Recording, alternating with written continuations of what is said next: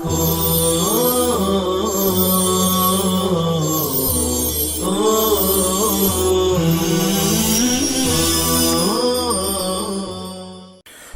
باللہ من الشیطان الرجیم بسم اللہ الرحمن الرحیم والارض مددناها بسطناها والقینا فیها رواسي جبالا ثوابت لئلا تتحرك بأهلها وأنبتنا فيها من كل شيء موزون معلوم مقدر وجعلنا لكم فيها معايش بالياء من الثمار والحبوب وجعلنا لكم من لستم له برازقين من العبيد والدواب والأنعام فإنما يرزقهم الله وإما من زائدة شيء إلا عندنا خزائنه مفاتيح خزائنه وما ننزله إلا بقدر معلوم على حسب المصالح وأرسلنا الرياح لواقح تلقه السحاب فيمتلئ ماء فأنزلنا من السماء السحاب ماء مطرا فأسقيناكموه وما أنتم له بخازنين أي ليست خزائن بأيديكم وإنا لنحن نحيي ونميت ونحن الوارثون الباقون نرث جميع الخلق ولقد علمنا المستقدمين منكم أي من تقدم من الخلق من لدن آدم ولقد علمنا المستأخرين إلى يوم القيامة وإن ربك هو يحشرهم إنه حكيم في صنعه عليم بخلقه ولقد خلقنا الإنسان آدم من صلصال طين يابس تسمع له صلصلة أي صوت إذا نقر من حمأ طين أسود مسنون متغير والجان أبا الجنس وهو إبليس خلقناه من قبل أي قبل خلق آدم من نار السموم هي نار لا دخان لها تنفذ في المسام. لغات دیکھیے. مددناها فعل ماضی سے کا جمع متکلم ہے. مد یمد مدن کے معنی دراز کرنا پھیلانا. رواسیہ یہ راسیتن کی جمع ہے. رسا یرسو رسون کے معنی آتا ہے ایک جگہ قائم رہنا باقی رہنا. اسی کی صفت ہے یہ راسیتن.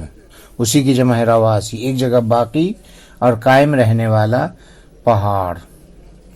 معاش یہ معیشتن کی جمع ہے اسباب زندگی. خزائن یہ خزانتن کی جمع ہے جمع کرنے کی جگہ. الماری خزانہ. ہمعن بمانے کیچڑ سڑی ہوئی کالی مٹی. مسنون بدبودار مٹی متغیر مٹی. السموم لو گرم جھلسنے والی ہوا ایسی آگ جس میں دھواں نہ ہو. ترجمہ دیکھیے.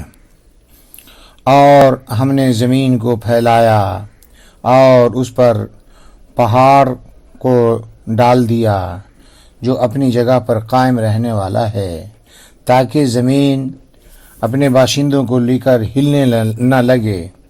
اور ہم نے اس زمین میں ہر چیز کو پیدا فرمایا جو موزون یعنی معلوم و مقدر ہے. اور ہم نے تمہارے لیے اس میں یعنی زمین میں اسباب زندگی پیدا فرمایا معاشیہ کے ساتھ ہے یعنی پھل اور غلے وغیرہ کو پیدا فرمایا.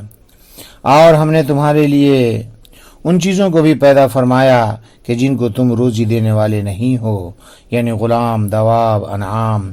ان سب کو اللہ ہی رزق دیتا ہے.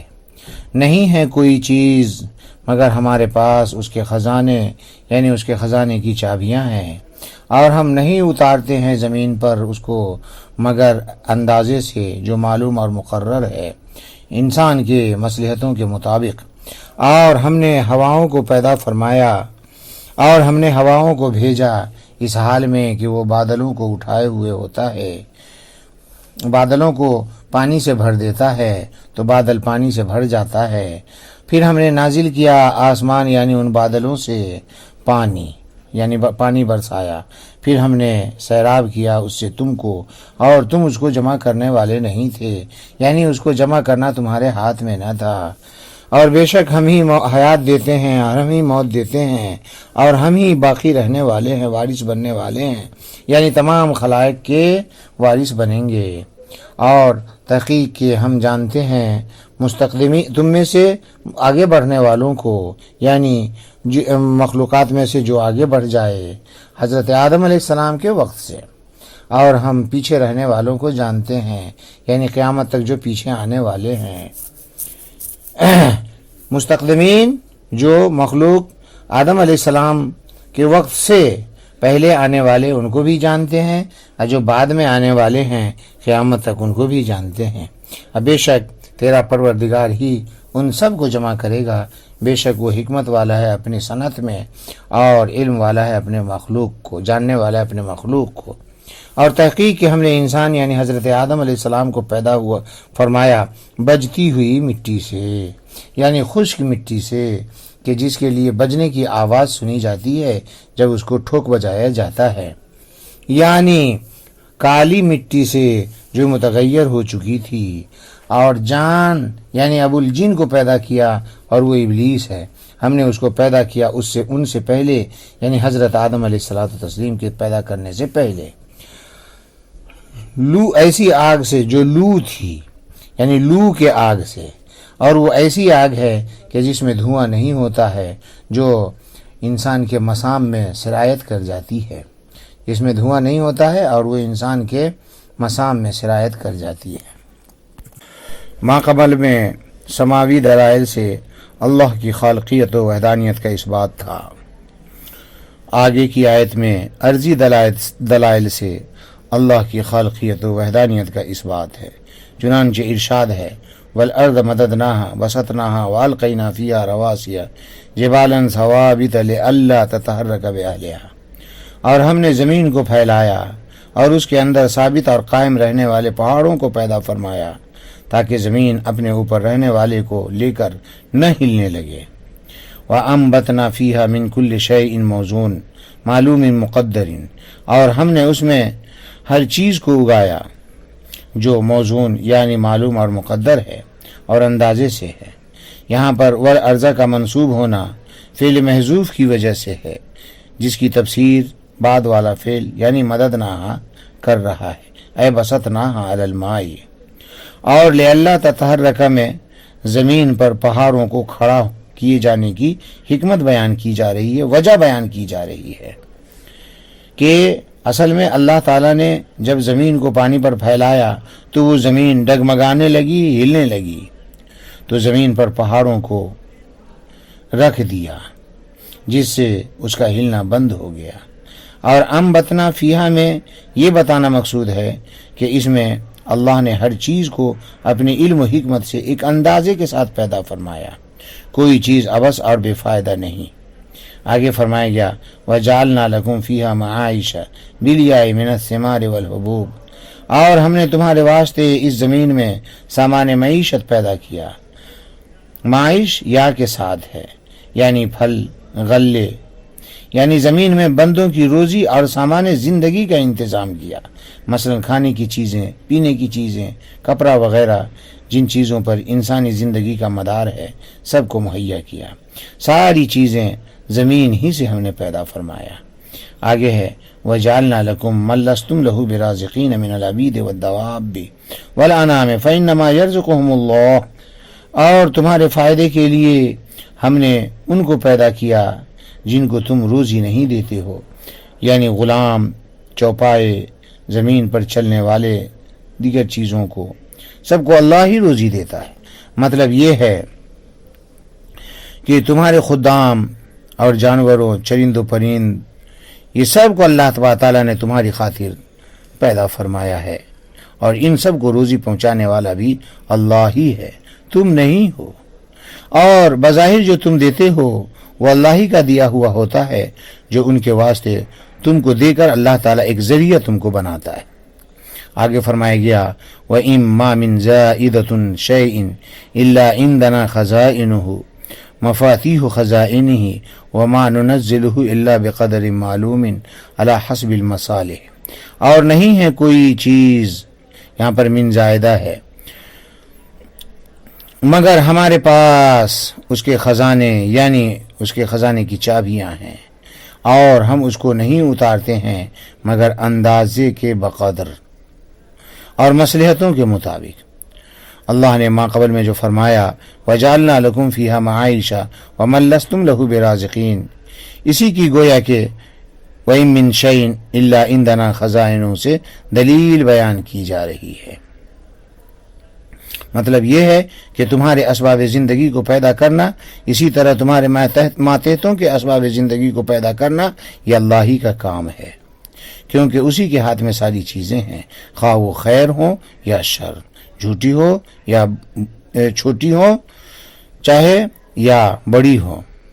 جب اللہ ان کو وجود دینا چاہتا ہے تو وہ ساری چیزیں موجود ہو جاتی ہیں۔ لہٰذا انسان کو غیر اللہ سے نہ مانگنا چاہیے بلکہ اسی سے سوال کرنا چاہیے جس کے ہاتھ میں خزانے کی کنجیاں ہیں۔ اور یہ جو فرمایا الا بقدر معلوم علی حسب مصالح، اس کا مطلب یہ ہے کہ ہمارے خزانے میں تو ساری چیزیں ہیں مگر دنیا میں اندازے کے ساتھ اتارتے ہیں، اندازہ مقررہ کے ساتھ اس کو اتارا جاتا ہے، لوگوں کی مصلحتوں کا لحاظ کرتے ہوئے، یعنی ہمارے علم اور حکمت میں جو اندازہ مقرر ہے اسی کے مطابق اترتا ہے، نہ ہی اس میں زیادتی متصور ہے اور نہ ہی کمی۔ آگے ہے وَأَرْسَلْنَا الرِّيَاحَ لَوَاقِحَ تَلْقَحُ السَّحَابَ فَيَمْتَلِئُ مَاءً، اور ہم نے ہواؤں کو بھیجا اس حال میں کہ وہ بادلوں کو پانی سے بھر دیتی ہے، تو بادل پانی سے بھر جاتا ہے۔ یہاں پر لواقح جو ہے یہ لاقحتن کی جمع ہے، اے حوامل، اے ارسلنا الریاح حوامل لأنها تحمل السحاب فی جوفها، یعنی ہم نے ہواؤں کو بھیجا اس حال میں کہ بادلوں کو اپنے ساتھ اٹھانے والی ہوتی ہے، جس میں پانی بھرا ہوا ہوتا ہے، یعنی بادلوں میں پانی ان ہواؤں کی وجہ سے جمع ہوتا ہے، اور جس ہوا میں یہ صفت نہ ہو، یعنی پانی بادلوں میں پانی جمع کرنے کی صلاحیت نہ ہو، اس کو الریح العقیم کہتے ہیں۔ اور اس بادل کو لواقح بمعنی حوامل اس لیے کہتے ہیں کہ وہ بادلوں کو اپنے درمیان میں اٹھائے ہوئے ہوتی ہے۔ یہ لقحت ناقتوں سے مشتق ہے، بمعنی اونٹنی کا حاملہ ہونا، گویا یہ ہوا بھی پانی بھرے بادلوں سے حاملہ ہوتی ہے۔ آگے ہے فَأَنزَلْنَا السَّمَاءَ سَحَابًا مَاءً مَطَرًا، پھر ہم نے آسمان یعنی بادلوں سے بارش برسایا، فَأَسْقَيْنَاكُمُوهُ وَمَا أَنْتُمْ لَهُ بِخَازِنِينَ أَيْ لَيْسَتْ خَزَائِنُ بِأَيْدِيكُمْ، اور ہم نے تم کو اس سے سیراب کیا اس حال میں کہ تم اس کو جمع نہیں کر سکتے تھے، یعنی اس کو جمع کرنا تمہارے ہاتھ میں نہیں تھا، یعنی جب ہوائیں بھاری بھاری بادلوں کو پانی سے بھر کر لاتی ہیں تو ان سے پانی برستا ہے جو نہروں اور چشموں اور کنووں میں جمع ہو کر تمہارے کام آتا ہے کہ تم خود بھی پیتے ہو، اپنے مواشی کو بھی پلاتے ہو۔ اسی نے اپنی مہربانی سے پانی کو جمع ہونے کا ایسا نظام بنایا کہ سال و سال پانی موجود رہتا ہے، کبھی نہروں میں کبھی کنووں میں، اور سڑتا نہیں ہے، کبھی زمین کے مسام میں محفوظ رہتا ہے، سڑنے سے بھی محفوظ رہتا ہے۔ اس طرح اس نے سب کو پانی کو جمع کر رکھا ہے اور تمہاری ضرورتیں اس سے پوری ہوتی رہتی ہیں۔ اگر تم جمع کرنا چاہتے تو ایسا نہیں کر سکتے تھے، اگر جمع کرتے بھی تو وہ سڑ جاتا، تمہارے بس میں سڑنے سے محفوظ جمع کرنا یہ نہیں ہو سکتا تھا۔ اسی کو فرمایا گیا وما انتم لہو بخازنین۔ آگے فرمایا گیا وَإِنَّا لَنَحْنُ نُحْيِي وَنُمِيتُ وَنَحْنُ الْوَارِثُونَ الْبَاقُونَ نَرِثُ جَمِيعَ الْخَلْقِ، اور ہم ہی حیات دینے والے ہیں اور موت دینے والے ہیں، اور ہم ہی باقی رہنے والے ہیں کہ ہم تمام مخلوق کے وارث بنیں گے۔ یہاں پر ان حروف مشبہ بالفعل ہے اور نا اس کا اسم ہے اور نہی اس کی خبر ہے. اور لنحنو میں یہ لنحنو جو ہے یہ نا ضمیر کی تاکید ہے.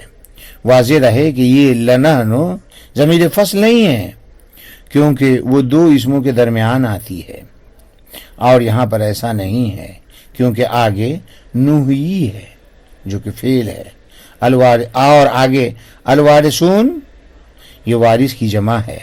وارث دراصل اس شخص کو کہتے ہیں جو اپنے مورث کے مرنے کے بعد اس کے مال کا مالک ہوتا ہے، تو لازماً وہ وارث باقی رہنے والا ہوتا ہے مورث کے مرنے کے بعد. اس لیے یہاں پر الوارثون سے اس کا لازمی معنی الباقون مراد لیا گیا ہے، یعنی ارث بول کر اس کا لازمی معنی مراد ہے، یعنی دوسرے کے فنا ہونے کے بعد باقی رہنا مراد لیا گیا ہے. یعنی اللہ تعالیٰ تمام خلائق کا وارث ہے، بمعنی تمام خلائق کے فنا ہونے کے بعد باقی رہنے والا ہے، کہ تمام خلائق فنا ہو جائیں گے پھر بھی اللہ تعالیٰ باقی رہے گا. آگے فرمایا گیا وَلَقَدْ عَلِمْنَا الْمُسْتَقْدِمِينَ مِنْكُمْ أَيْ مَنْ تَقَدَّمَ مِنَ الْخَلْقِ مِنْ لَدُنْ آدَمَ وَلَقَدْ عَلِمْنَا الْمُسْتَأْخِرِينَ الْمُتَأَخِّرِينَ إِلَى يَوْمِ الْقِيَامَةِ. اور البتہ ہم جانتے ہیں تم میں سے آگے بڑھنے والوں کو، یعنی ان لوگوں کو جو آگے جا چکے ہیں آدم علیہ السلام کے وقت سے لے کے اب تک، اور ہم جانتے ہیں ان لوگوں کو جو پیچھے رہ جانے والے ہیں قیامت تک. مطلب یہ ہے کہ ہم کو سب کا تفصیلی علم ہے، یعنی ہم پر کوئی بھی پوشیدہ نہیں ہے اور کوئی چیز ہم سے اوجھل نہیں ہے، نہ تو زمین میں اور نہ ہی آسمان میں. اور المتاخرین بڑھا کر مفسر علام نے اس بات کی طرف اشارہ فرمایا کہ سین اور تا دونوں المستقدمین میں بھی المستاخرین میں بھی ان دونوں میں طلب کے لیے نہیں ہے بلکہ زائد ہے. مطلب یہ ہے کہ اللہ کا علم تمام مخلوقات کے ساتھ تمام مخلوقات کو محیط ہے، اگلے کو بھی پچھلے کو بھی، مطیع کو بھی عاصی کو بھی.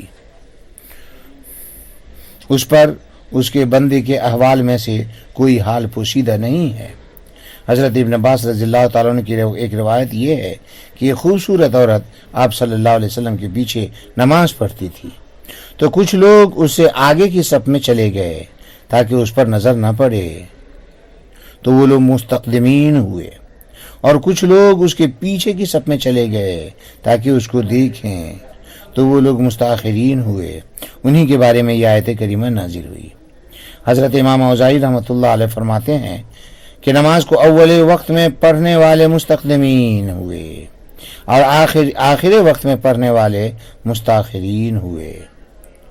بعض لوگوں نے ان دونوں لفظوں کو ان کے عموم پر رکھا ہے، یعنی مستقدمین و مستاخرین سے مراد عام ہے، چاہے ولادت کے اعتبار سے یا موت کے اعتبار سے یا اسلام و طاعت کے اعتبار سے، جس اعتبار سے سب میں تقدم اور تاخر ہے، سب کو جانتے ہیں اللہ تعالیٰ.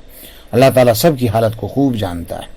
آگے فرمایا گیا وَإِنَّ رَبَّكَ هُوَ يَحْشُرُهُمْ إِنَّهُ حَكِيمٌ فِي صُنْعِهِ عَلِيمٌ بِخَلْقِهِ. بے شک تیرا پروردگار ان سب کو جمع کرے گا، بے شک وہ حکمت والا ہے اپنی صنعت میں اور جاننے والا ہے اپنی مخلوق کو. مطلب یہ ہے کہ سب کو حساب و کتاب کے لیے جمع فرمائے گا.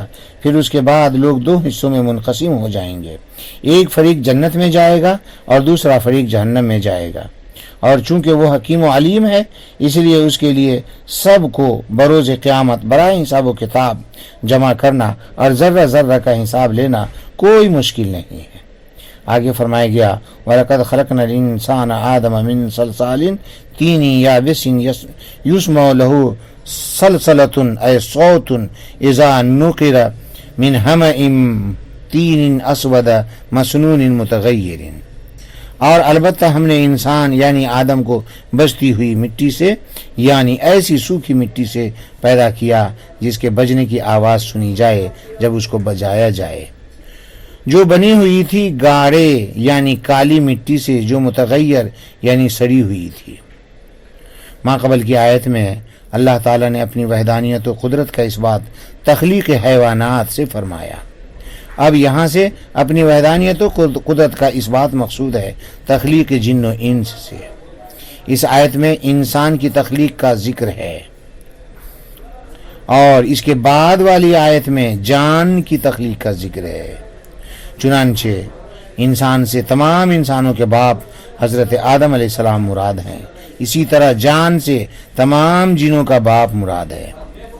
دونوں کے مادہ تخلیق میں یہ فرق ہے کہ حضرت آدم علیہ السلام کو ایسے مادے سے پیدا فرمایا جس میں عنصر ترابی غالب تھا، اور جان کو ایسے مادے سے پیدا فرمایا جس میں عنصر ناری غالب تھا۔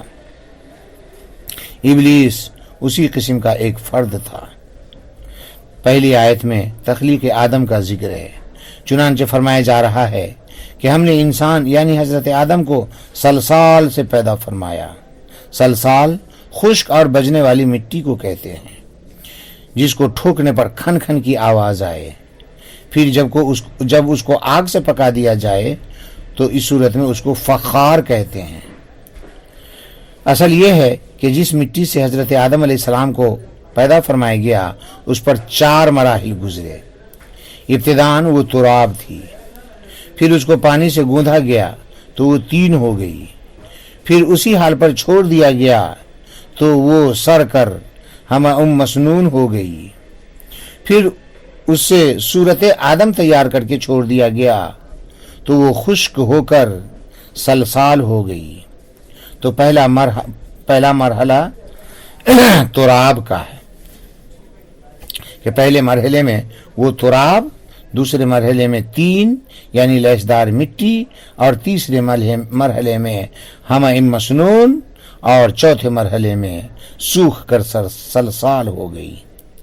یعنی تخلیق آدم کے ذکر میں جہاں پر تراب کا ذکر ہے وہاں پہلے مرحلہ کا اعتبار ہے، اور جہاں پر 3 لازم کا ذکر ہے وہاں دوسرے مرحلہ کا اعتبار ہے، جہاں پر ہمیں مسنون کا ذکر ہے وہاں تیسرے مرحلہ کا اعتبار ہے، اور جہاں پر سلسال کا ذکر ہے وہاں چوتھے مرحلہ کا اعتبار ہے۔ 40 سال تک 3 رہا، اور 40 سال تک اس کے بعد ہم مسنون رہا، پھر 40 سال تک سلسال رہا۔ اس طرح 120 سال کے بعد حضرت آدم علیہ السلام کے جسم میں روح پھونکا گیا۔ آگے تخلیق جان کا ذکر ہے۔ والجان والجن هو ابلیس خلقناه من قبل خلق آدم من نار السموم هي نار لا دخان لها تنفذ فی المسامع، اور ہم نے اس سے یعنی تخلیق آدم سے 2000 سال پہلے جان یعنی ابو الجن جو کہ ابلیس ہے اس کو پیدا کیا لو کی آگ سے، اور وہ ایسی آگ ہوتی ہے کہ جس میں دھواں نہیں، جو مسامع بدن میں سرایت کر جاتی ہے۔ یہاں پر جان کی تفسیر کرتے ہوئے مفسر علامہ نے بتایا ہوا ابلیس، کہ وہ ابلیس ہے، یعنی ابو الجن ابلیس ہے۔ تو اس صورت میں اصل صرف 2 ہوں گے، نمبر 1 آدم، نمبر 2 ابلیس۔ اور بعض لوگوں نے کہا ہے کہ ابلیس ابو الشیاطین ہے، یعنی وہ جن میں سے ایک فرقہ ہے جس میں سے کوئی ایمان نہیں لایا، اسی کی اصل ابلیس ہے، اور جان وہ ابو الجن ہے۔ تو اس طرح اصول 3 ہوں گے، نمبر 1 آدم جو کہ ابو البشر ہیں، نمبر 2 ابلیس جو کہ ابو الشیاطین ہیں، اور نمبر 3 الجان جو کہ ابو الجن ہے۔ لیکن راجع بات یہ ہے کہ شیاطین جنات ہی کی ایک قسم ہے، جنات میں سے جو مومن ہوا اس کو شیاطین نہیں کہا جائے گا، اور جو کافر ہوا صرف اس کو شیطان کہا جائے گا۔ اللہ پاک نے اولا نور سے ملائکہ کو پیدا فرمایا، پھر اس کے بعد نار سموم سے قوم جن کو بنایا، جن کا مادہ ملائکہ سے ذرا قریب تھا۔ بعد ازاں انسان کو مٹی سے پیدا فرمایا جس کا مادہ کثیف ہے۔ باقی دیگر حیوان گائے بھینس بیل وغیرہ کو آدم سے پہلے پیدا فرمایا یا بعد میں پیدا فرمایا، اللہ عالم، ہمیں معلوم نہیں، اللہ جانتا ہے۔